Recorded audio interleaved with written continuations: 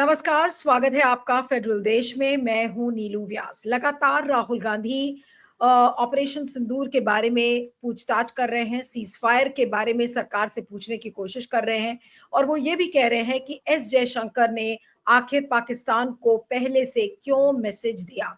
अब इसको लेकर बीजेपी तिलमिलाई हुई है। बीजेपी के सांसद अलग अलग सवाल और अलग अलग तरीके से कांग्रेस को उलझाने की कोशिश कर रहे हैं। अब निशिकांत दुबे जो बीजेपी के सांसद हैं गोंडा से, झारखंड से, उन्होंने एक ट्वीट किया है और उस ट्वीट में उन्होंने ये कहा है कि इंदिरा गांधी, बेसिकली उन्होंने बात इंदिरा गांधी की है और इंदिरा गांधी के बहाने उन्होंने कांग्रेस पर बड़ा हमला बोला है। उन्होंने एक ट्वीट किया जिसमें कहा कि 1968 में कांग्रेस पार्टी की सरकार द्वारा पाकिस्तान के साथ किए गए समझौते का दस्तावेज साझा करते हुए उन्होंने दावा किया है कि 1965 की लड़ाई हम जीत गए थे, लेकिन इसके बाद भी आयरन लेडी ने कच्छ के रण क्षेत्र का एक 828 वर्ग किलोमीटर हिस्सा पाकिस्तान को सौंप दिया।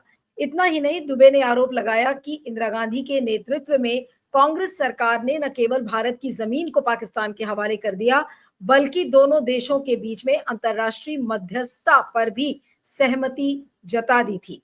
अब सोशल मीडिया पर गए, उन्होंने जो ट्वीट किया है जो आपके स्क्रीन पर दिख रहा था, तो उन्होंने यही लिखा है कि आज की कहानी बहुत दर्दनाक है। ये पूरा ट्वीट मैं फिर से पढ़ रही हूँ कि आज की कहानी बहुत दर्दनाक है। कांग्रेस पार्टी ने 1965 का युद्ध जीतने के बाद भी गुजरात के कच्छ रण क्षेत्र का 828 वर्ग किलोमीटर हिस्सा पाकिस्तान को दे दिया। युगोस्लाविया के वकील अली बाबर को नियुक्त किया गया। पूरी संसद ने इसका विरोध किया, लेकिन इंदिरा गांधी तो आयरन लेडी थी, डर कर हमारा हिस्सा नीलाम कर दिया। यही आयरन लेडी का सत्य है। कांग्रेस का हाथ हमेशा पाकिस्तान के साथ। अब भाजपा सांसद जो ऋषिकांत दुबे हैं, इनका इंदिरा गांधी का जिक्र करना सिंदूर के बाद शुरू हुए भाजपा और कांग्रेस के राजनीतिक दंगल का ये एक नया चरण है। सीज फायर के बाद कांग्रेस लगातार पूर्व प्रधानमंत्री इंदिरा गांधी की विरासत का हवाला देते हुए पाकिस्तान के साथ शत्रुता के दौर में उनकी निर्णायक भूमिका की सराहना करती है। इसीलिए भाजपा की तरफ से भी लगातार इंदिरा गांधी को निशाना बनाया जाता है। और इससे पहले अगर आपने देखा हो तो नेता प्रतिपक्ष राहुल गांधी ने विदेश मंत्री एस जयशंकर के ऊपर भी सारे सवाल खड़े किए थे। तो निशिकांत दुबे अब बार बार इंदिरा गांधी को लाकर क्या साबित करने की कोशिश कर रहे हैं, इसी को लेकर हम चर्चा करते हैं। हमारे साथ Siddharth Sharma, independent media analyst, इस समय जुड़े हुए हैं। सिद्धार्थ, आपका स्वागत है। Thank you so much for joining. और ये जो लेटेस्ट ट्वीट निशिकांत दुबे का है, जिसमें कि वो आयरन लेडी इंदिरा गांधी की बात कर रहे हैं कि किस तरीके से उन्होंने मध्यस्थता कर ली और किस तरीके से 828 स्क्वायर किलोमीटर का जो जो लैंड था वो उन्होंने कॉम्प्रोमाइज कर लिया। ये सब जो इतिहास की बातें हैं वो निशिकांत दुबे इस समय क्यों छेड़ने की कोशिश कर रहे हैं? जी, इसमें दो चीजें हैं। एक तो ट्वीट करने वाला कौन है और इसका टाइमिंग क्या है। तो ट्वीट करने वाले हमें पता है गोड्डा के भाजपा सांसद हैं। भाजपा जब कहती है कि मेरा चाल चरित्र चेहरा दूसरों से अलग है, तो इसका मतलब भाजपा ये तर्क नहीं ले सकती कि मुझसे पहले जो थे उन्होंने क्या किया, इंदिरा गांधी ने सही क्या किया, गलत क्या किया, वो अपने समय में कर दिया। लेकिन भाजपा अगर कहती है कि हमारा चाल चरित्र चेहरा अलग है, तो भाजपा इंदिरा गांधी ने कुछ गलत किया इसीलिए हम भी गलत करेंगे, ये तुलना भाजपा नहीं कर सकती, क्योंकि खुद वो कह रही है कि उनका चाल चरित्र चेहरा अलग है।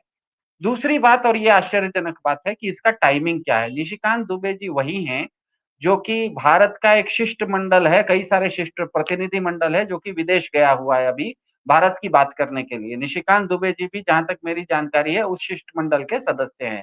तो मुझे समझ में नहीं आता कि विराट कोहली जिस समय क्रिकेट मैच खेल रहा होता है उस समय तो वो ट्वीट नहीं कर सकता, और अगर क्रिकेट मैच चलते समय विराट कोहली ट्वीट कर रहा है, इसका मतलब ये है कि उसका बैटिंग फॉर्म इतना खराब है कि वो रन नहीं बना पाया, वो पेविलियन में बैठा हुआ है।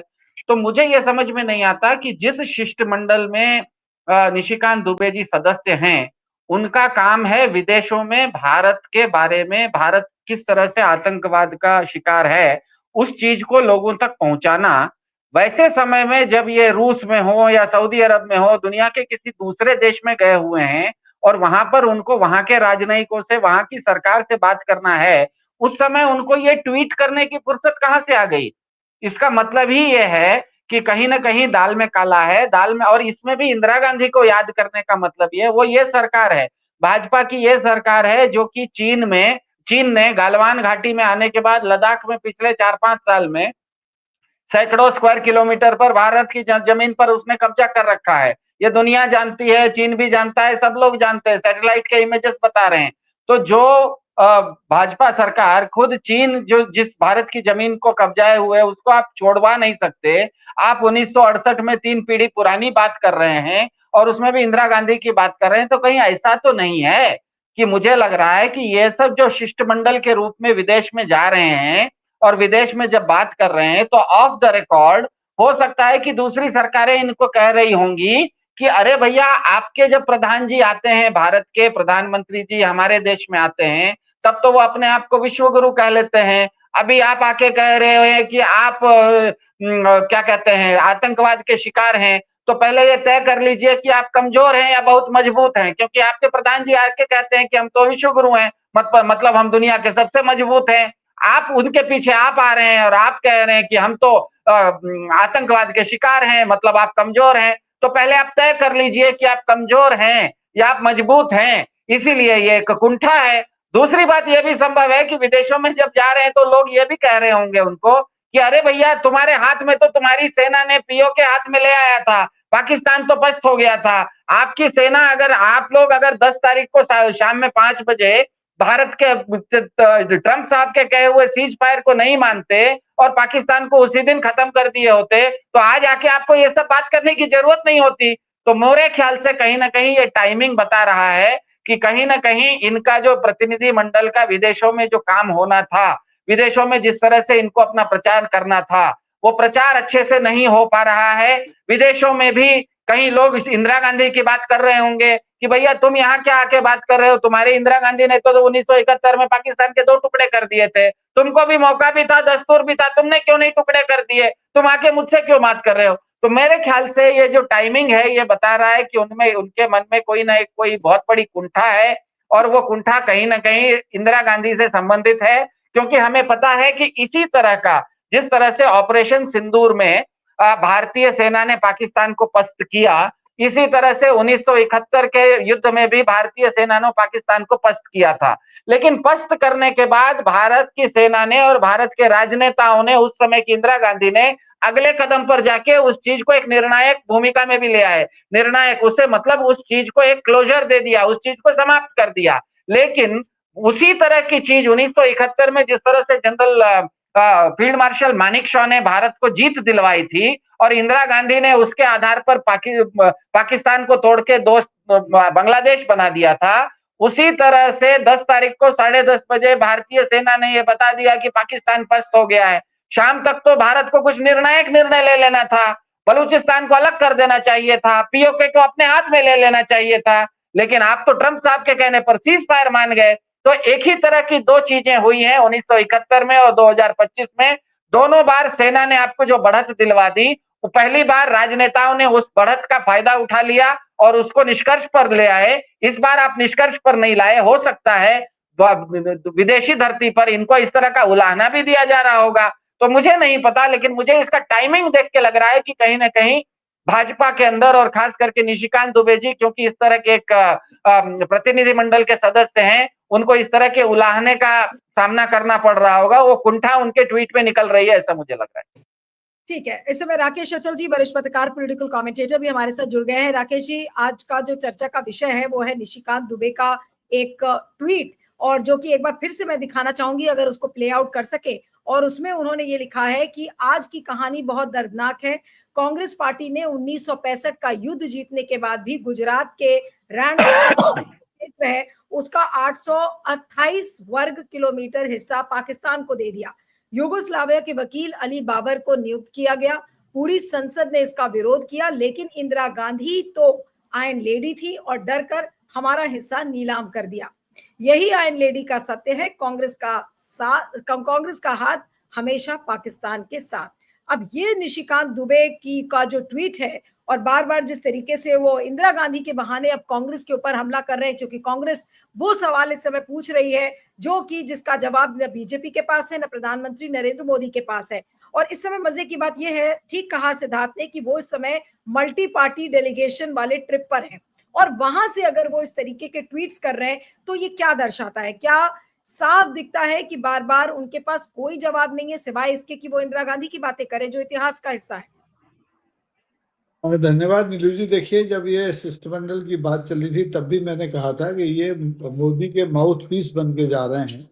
इनको आतंकवाद के बारे में कम चर्चा करना है और मोदी जी की आरती ज्यादा उतारनी है, क्योंकि मोदी मोदी हो नहीं पाया ऑपरेशन सिंदूर के बाद, न देश के भीतर न देश के बाहर। देश के भीतर सेना की जयकार हुई और देश के बाहर तो चर्चा ही नहीं हो पाई, क्योंकि 3 दिन में कुछ हुआ ही नहीं। 3 दिन क्या अगर प्रधानमंत्री की माने तो कुल 22 मिनट का खेल था और 22 मिनट में कुछ हो नहीं पाया।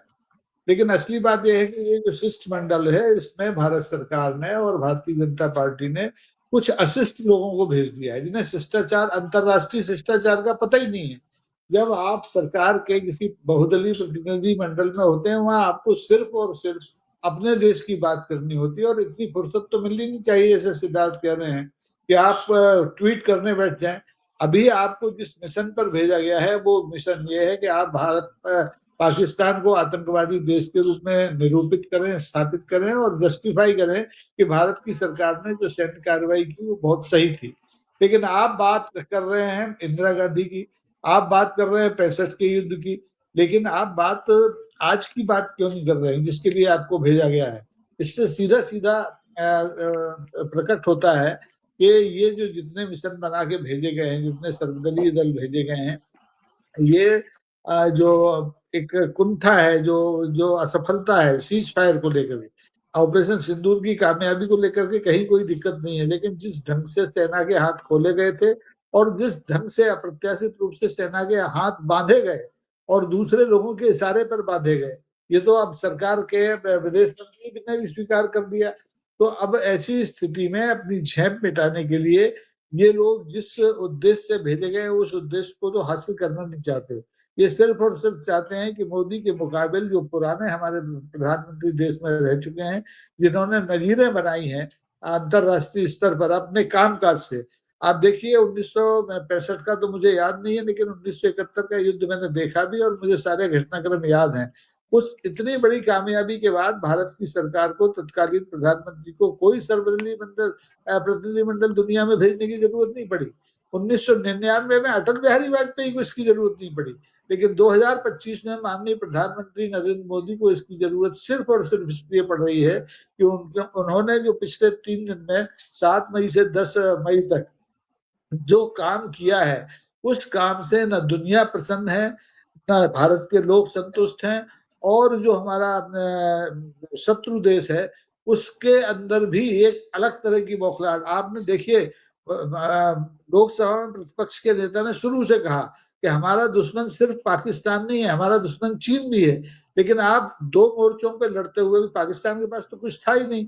जो कुछ उसके पास अमला था, हथियार था, जहां हवाई जहाज थे, वो सब चीन पर्दे के पीछे से उसके कंधे पर रखकर चलवा रहा था भारत पर। लेकिन आज की तारीख में आप चीन को भी आतंकवाद का संरक्षक कहने की स्थिति में नहीं है, क्योंकि आप चीन की भारी अर्थव्यवस्था से डरते हैं, आप चीन की प्रतिस्पर्धा नहीं कर पाते हैं। तो ऐसी स्थिति में ये जो प्रतिनिधिमंडल भेजे गए हैं, मुझे लगता है ये खाली हाथ लौटेंगे। ये ना मोदी की छवि बना पाएंगे, उल्टे भारत की छवि और बिगाड़ के लौटेंगे, जो भारत का एक नजीर है। अब निश्चित तौर पर आप देखिए कि प्रतिनिधिमंडल जिस जिस देश में भी जाएंगे, वहां उनसे महात्मा गांधी की बात होगी, वहां उनसे पंडित जवाहरलाल नेहरू की बात पूछी जाएगी, इंदिरा गांधी की बात पूछी जाएगी, और इनके पास कोई जवाब नहीं है। ये इन लोगों के बारे में कुछ कहना नहीं चाहते, लेकिन वहां से बैठ के तीर में तुक्के लगा रहे हैं। आज भी वो इंदिरा गांधी को का मान मर्दन करने की कोशिश कर रहे हैं, जो कि बहुत आसान काम नहीं है। 11 साल में इन लोगों ने यही किया है, और ये कहीं भी रहें, किसी भी वेश में रहें, ये यही काम करेंगे कि ये मान मर्दन कर सकते हैं और अपने एक लवार नेता का महिमा मंडन करने की कोशिश कर सकते हैं। जी बिल्कुल। अब बहुत संक्षेप में अब फाइनल राउंड ऑफ क्वेश्चंस के लिए आऊंगी। सिद्धार्थ, इंदिरा गांधी के जब से ये ऑपरेशन सिंदूर हुआ तब से कांग्रेस ने इंदिरा गांधी को आगे किया कि भाई देखिए किस तरीके से आयरन लेडी ने किया था और किस तरीके से मोदी सरकार कर रही है, और तब से इंदिरा गांधी का कंपैरिजन लगातार मोदी जी से किया जा रहा है कि मोदी जी किस तरीके से मैनेज कर रहे थे और इंदिरा गांधी ने उस समय कैसे मैनेज किया 1971 के समय में और उसके बाद भी। अब क्या इंदिरा गांधी पर इस तरीके से वार करना क्या बीजेपी को महंगा पड़ सकता है? क्योंकि ये जो पूरा ये मंडल गया हुआ है, जो डेलीगेशन है, मल्टी पार्टी डेलीगेशन, अब ये अलग अलग देशों में जा रहे हैं। अलग अलग देशों में जाकर तो मोदी जी भी वहां पर माल्यार्पण करने लगते हैं, ये महात्मा गांधी के ऊपर, अंबेडकर के ऊपर। लेकिन इंदिरा गांधी के एक ऐसा डेलीगेशन जो बाहर अब्रॉड गया है, और अब्रॉड से अगर वो इस तरीके का ट्वीट कर रहे हैं, तो क्या ये बाकी देश देखेंगे कि भाई ये बीजेपी के ही सांसद हैं और इस तरीके की बातें कर रहे हैं? ऐसे मल्टी पार्टी डेलीगेशन का फिर क्या मायने हैं? क्या उसके उद्देश्य को ही खोखला इस समय कर रहे हैं निशिकांत दुबे?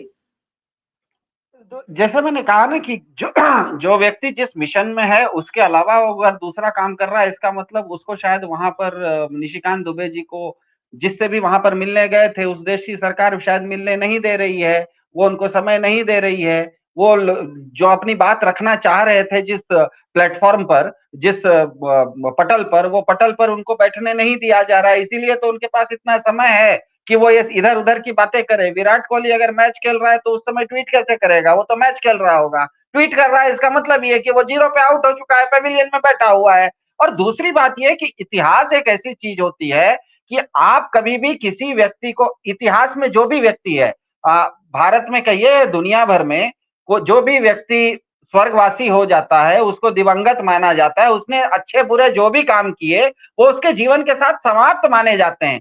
गड़े मुर्दे उखाड़ना भारतीय संस्कृति में, भारतीय संस्कृति का कहीं पर भी भारतीय संस्कृति में गड़े मुर्दे उखाड़े नहीं जाते हैं। तो यहाँ पर इंदिरा गांधी एक ऐसी व्यक्तित्व है जो कि उन्होंने अच्छा किया बुरा किया, उन्होंने काफी सारे जीवन में अच्छे और बुरे काम किए होंगे। लेकिन ये बात सच है कि 1971 के युद्ध में पाकिस्तान को सिर्फ उन्होंने हराया नहीं, पाकिस्तान के 2 टुकड़े भी कर दिए। ये तो इतिहास है।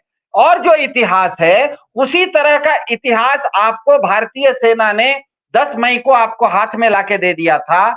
भाजपा तो बहुत जोर से प्रचार करती है पिछले 25 साल से कि पीओके हमारा है, अखंड भारत तक हमारा है। तो 10 तारीख को 10:30 बजे जब कर्नल सोफिया कुरैशी ने बता दिया दुनिया को कि हमने पाकिस्तान पे स्कर्दू से लेकर कराची तक इतनी बमबारी कर दी है कि वो पस्त हो चुका है, भारतीय सेना की मुट्ठी में पीओके भी था और अखंड भारत भी था। शाम में 5 बजे आपने उसको जाने क्यों दे दिया ट्रंप के कहने पर? यहाँ पर तो इंदिरा गांधी तो बाद में आएंगी। आपके सामने जो घटित हो गया, ये तो ऐसा हो गया कि आप एक मैच खेल रहे थे, आपको जितना रन बनाना था उतना बराबरी रन आपने बना लिए, 1 रन और बनाना था जीतने के लिए, और कप्तान ने पारी घोषित कर दी। तो लोग पूछेगा ना, तो जो मैच जीत रहे थे तुम पारी क्यों डिक्लेयर कर दिए भैया? तुम तो मैच जीतने वाले थे, और उसके बाद आप कहो दुनिया भर में हम जाएंगे कि नहीं नहीं हम मैच जीतने वाले थे, तब सामने वाला हमको स्लेजिंग कर रहा था इसीलिए हमने छोड़ दिया। ये सब बहाने नहीं बनते हैं। मेरे ख्याल से हुआ यही है कि जब ये विदेश में गए हैं शिष्टमंडल के नाते, तो एक होता है जिसमें कि आपको फॉर्मल इवेंट्स होते हैं, मतलब जिसको कि औपचारिक स्थान होते हैं, उसके अलावा भी आप लोगों से बातचीत करते हैं, वहां के स्थानीय लोगों से बातचीत करते हैं, कूटनीति करते हैं, तो विदेश मंत्रालय से बात करते हैं। तो ये बात वहां पर रूस में या सऊदी अरब में या दूसरे देशों में कोई दूसरा राजनयिक कह दिया हो कि अरे भैया तुम यहाँ आके क्यों परेशान हो रहे हो, 10 तारीख को तुम खत्म कर दिए थे, तुम तो मैच जीत गए थे, तुम मैच छोड़ के क्यों आ गए, तुम यहाँ पर आने की तुम्हारी नौबत क्यों आ गई? तो इस तरह की जब चर्चा होती है तो स्वाभाविक है कि मन में कुंठा उठेगी, और वो कुंठा बार बार दूसरे राजनयिक या दूसरे देश वाले बांग्लादेश का ही उदाहरण देते होंगे कि तुम्हारे देश में ही तो भैया 1971 में तुमने पाकिस्तान को हरा के बांग्लादेश बना दिया था, तो इस बार भी बना दिया होते, बलूचिस्तान बना के खत्म कर दिए होते, तुमको यहाँ आने की जरूरत ही नहीं पड़ती। तो इस तरह की जब चर्चा होती है तो हो सकता है वो कुंठा हो, और वो कुंठा इस ट्वीट में बाहर आ रही है। ठीक है, अब मैं राकेश जी के पास आऊंगी अंतिम कमेंट के लिए, फिर इस चर्चा को खत्म करती हूँ। राकेश जी क्या कहेंगे, निशिकांत दुबे क्या झल्लाए हुए हैं और उनके पास कोई जवाब नहीं है, इसलिए वो रोज इतिहास के पन्नों से निकाल निकाल कर इस तरीके की चीजें लेकर आते हैं ताकि इंदिरा गांधी को ह्यूमिलिएट किया जा सके, इसी बहाने कांग्रेस को ह्यूमिलिएट किया जा सके? तो क्या निशिकांत दुबे को ही ये जिम्मेदारी सौंप दी गई है? क्योंकि और तो कोई बीजेपी का नेता मैं देख नहीं रही हूँ कि वो इतिहास के पन्नों से निकाल निकाल कर सारा ये रस निचोड़े और बताए कि देखिए कांग्रेस ने क्या गड़बड़ कर दी थी।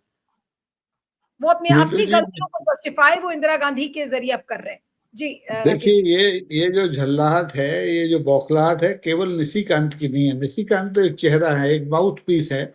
ये पूरी भारतीय जनता पार्टी की झल्लाहट है। और भारतीय जनता पार्टी देखिए इतिहास से बहुत डरती है, मुगलों के इतिहास से डरती है, अंग्रेजों के इतिहास से डरती है और आजाद भारत के इतिहास से डरती है, जो नेहरू और इंदिरा गांधी और लाल बहादुर शास्त्री ने मिलकर बनाया था।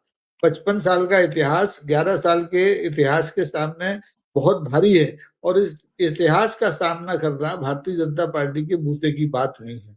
देखिए, हमेशा हमारे यहाँ एक बहुत प्राकृतिक नियम है कि आपको अगर बड़ा बनना है, बड़प्पन पैदा करना है, अपनी छवि बनाना है, तो आप एक जो लकीर आपके सामने खींची है उससे बड़ी लकीर खींचिए। तो यहाँ लकीर खींचने की तो स्थिति है नहीं, लंबी लकीर खींचने की। जो लकीर बनी हुई है उसको मिटाने की कोशिश कर रहे हैं, और ये पानी पर इतिहास लिख रहे हैं, ये रेत पर इतिहास लिख रहे हैं जो मिटने वाला है। ये पत्थर वाला इतिहास नहीं लिख रहे हैं जो शिलालेखों में दर्ज हो जाए। इनका इतिहास जैसे ही ये सत्ता से हटेंगे, जब भी हटेंगे, 2029 में हटे, 2047 में हटे, इनको याद करने वाला कोई नहीं रहेगा, क्योंकि ये जो इतिहास गढ़ रहे हैं उसमें घृणा है, ये जो इतिहास गढ़ रहे हैं उसमें बहुत ज्यादा संकीर्णता है, और इसमें असफलताओं की कहानियां बहुत हैं, खासतौर पर अंतरराष्ट्रीय स्तर पर।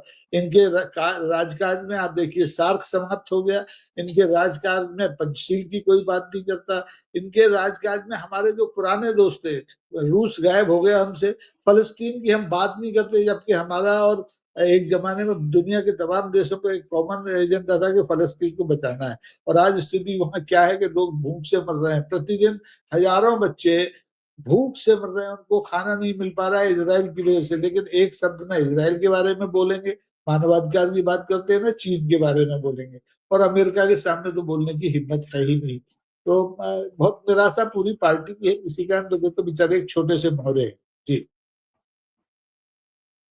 निशिकांत दुबे रोज इस तरह से अपने इतिहास के पन्नों को ताजा करते रहते हैं, कुछ ना कुछ नया वो चीज लेकर आके। लेकिन क्या बीजेपी के पास उन सवालों के जवाब हैं जो सवाल पूछे जा रहे हैं? इतिहास के पन्नों में तो ठीक है आप बता देंगे, लेकिन जो आज हो रहा है, जो वर्तमान में हो रहा है, क्या उसका जवाब है? राकेश जी कुछ कहना चाह रहे हैं? जी सर। मैं ये कहना चाह रहा था कि इतने सर्वदलीय जो हमारे जो प्रतिनिधिमंडल विदेशों में गए हैं, किसी एक देश ने जहां ये गए हैं, वहां की संसद ने सम्मान सहित बुलाया कि आप आओ हमारा, हम एक सत्र बुला देते हैं सांसदों का, अपनी बात बता दो। जबरन घुसे जा रहे हैं, कोई बुला नहीं रहा है, कोई सम्मान नहीं कर रहा है, लेकिन पहुंच रहे हैं कि हमारी बात करो। तो वहां हमारे यहाँ जैसा तो होता नहीं है कि प्रेस कॉन्फ्रेंस बुलाई और भीड़ टूट पड़ी।